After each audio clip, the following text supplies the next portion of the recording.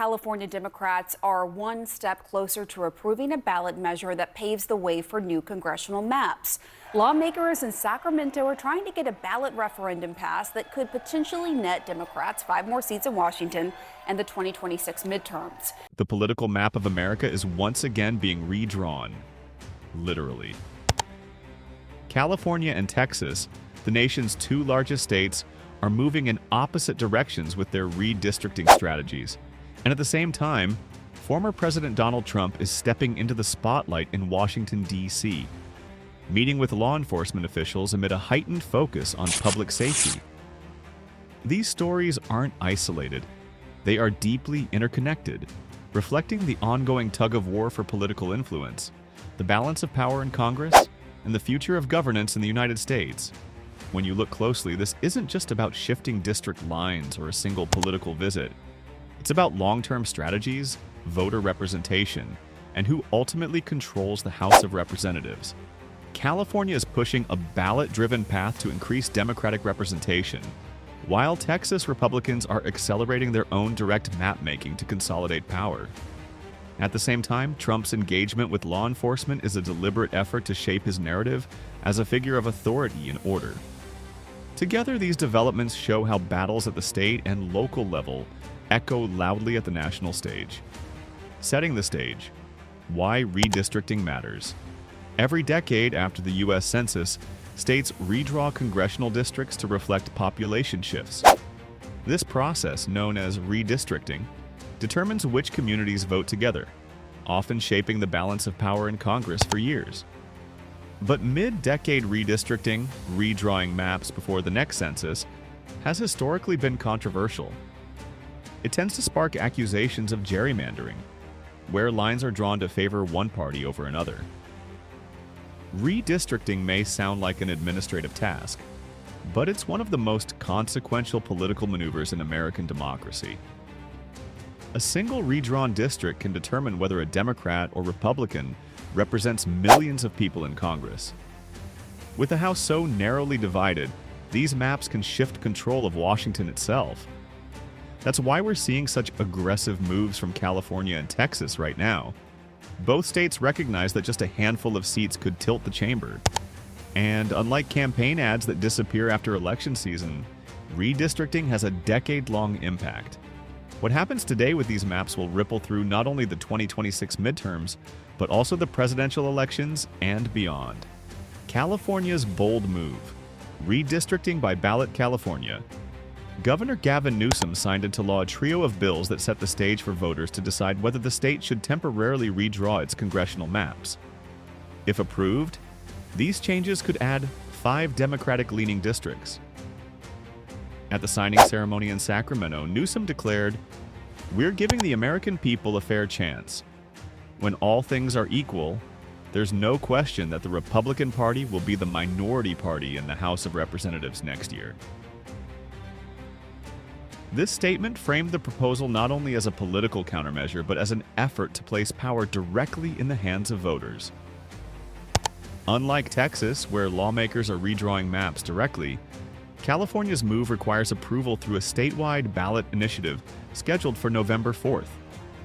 The ballot measure, known as Proposition 50, would override the maps drawn by California's Independent Redistricting Commission for the elections of 2026, 2028, and 2030. Supporters argue that this keeps the process democratic by letting citizens decide.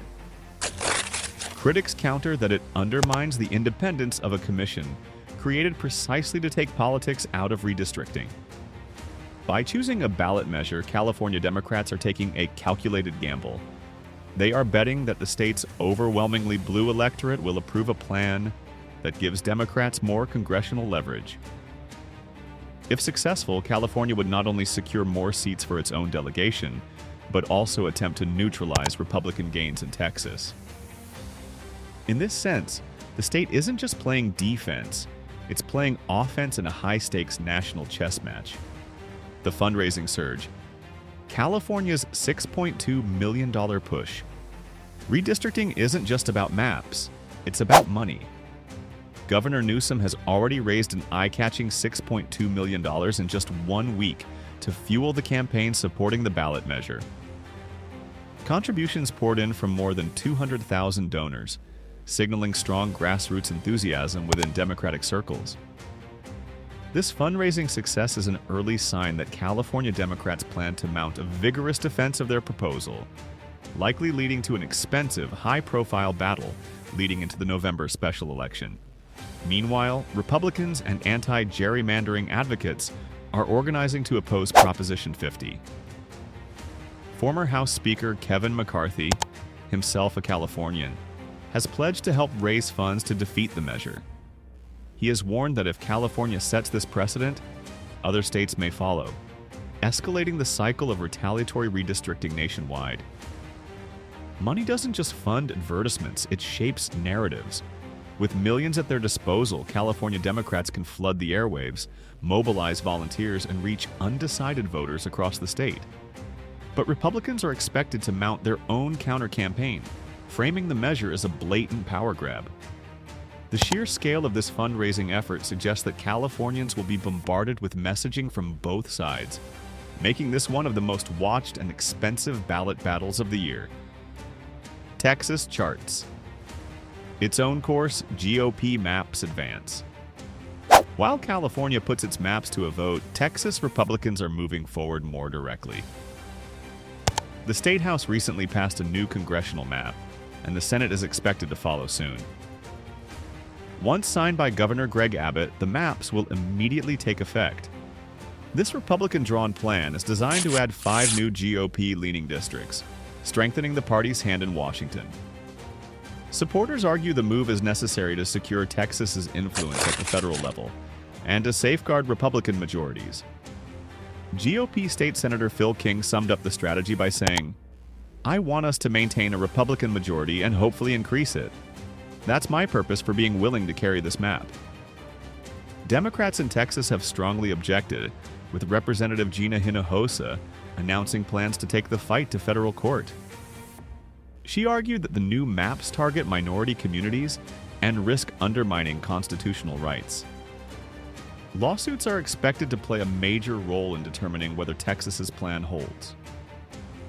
Texas's strategy highlights the difference between the two states' approaches. While California seeks voter approval, Texas is relying on raw legislative power.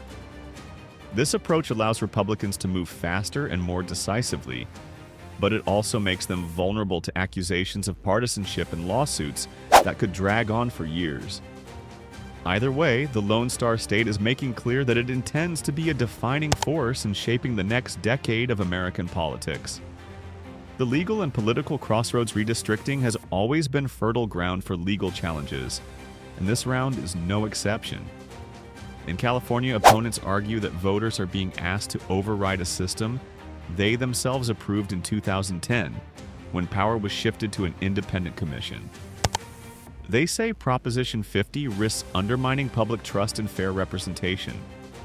In Texas, Democrats insist the GOP maps violate the Voting Rights Act by diminishing the voting strength of Latino and Black communities. Representative Lloyd Doggett, a Democrat, even announced he would not seek re-election if the court upholds the GOP maps, underscoring how the stakes are reshaping individual political careers. The legal challenges could drag on for months or even years, potentially delaying final outcomes. In the meantime, the uncertainty itself shapes political strategy, campaign planning, and voter expectations ahead of the midterm elections. What makes this moment particularly charged is that federal courts have been more restrained in recent years about intervening in partisan gerrymandering disputes.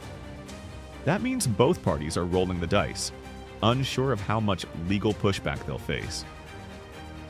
At the same time, the Supreme Court looms in the background, holding the ultimate authority to interpret constitutional challenges. These intertwined legal and political battles ensure that the redistricting drama will not end with a single vote or map. It will continue to unfold in courtrooms and legislatures for years. Trump's law enforcement appearance in D.C. Amid these redistricting battles, Donald Trump stepped into a different arena, public safety. Visiting the U.S. Park Police Anacostia Operations Facility in Washington, D.C., Trump addressed hundreds of law enforcement officers, including members of the Metropolitan Police, the National Guard, Homeland Security, and other agencies. Trump emphasized his focus on safety, saying, "We're not playing games. We're going to make it safe, and we're going to then go on to other places, but we're going to stay here for a while. We want to make this absolutely perfect." This visit came after Trump federalized the city's police force and deployed the National Guard in the Capitol, citing rising concerns about crime. Polling suggests many D.C. residents oppose the federal takeover, but Trump framed the move as necessary leadership. Beyond speeches, Trump used the event to connect with officers personally, bringing hamburgers and local pizza to share, in a gesture designed to emphasize camaraderie and support. For Trump, this wasn't just a policy move, it was a political stage. By surrounding himself with law enforcement, he projected strength and control at a moment when Democrats are focused on redistricting. His appearance tied into his broader message of law and order, appealing to conservative voters who see public safety as a top priority.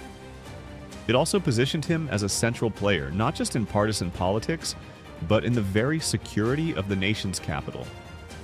Connecting the dots: politics, power, and public safety. At first glance, California's redistricting, Texas's new maps, and Trump's law enforcement appearance may seem like separate stories. But in reality, they are part of the same larger narrative about political power in America. Redistricting is about who gets to sit in Congress and shape national policy. Fundraising and ballot measures are about energizing voter bases and mobilizing grassroots movements. Law enforcement appearances reinforce political identities and public trust in leadership.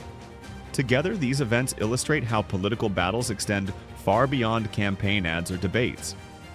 They play out in state legislatures, courtrooms, and even on the streets of Washington, D.C. And with each move, both parties are signaling to their supporters that the stakes are nothing less than the balance of power in America. What's more, these seemingly different issues feed into each other. For example, Trump's law enforcement image bolsters his political capital, which in turn strengthens Republican efforts in states like Texas. Meanwhile, California Democrats are framing their ballot initiative not only as a fight for fair maps, but also as a fight against Trump's broader vision of America. This interconnectedness makes clear that today's political moves are not isolated. They are coordinated strategies designed to influence public opinion and electoral outcomes on multiple fronts. Looking ahead, what this means for the 2026 midterms. With the 2026 midterm elections fast approaching, every seat matters. Texas's new GOP-leaning districts and California's potential Democratic gains could cancel each other out, or tip the balance depending on court rulings and voter choices.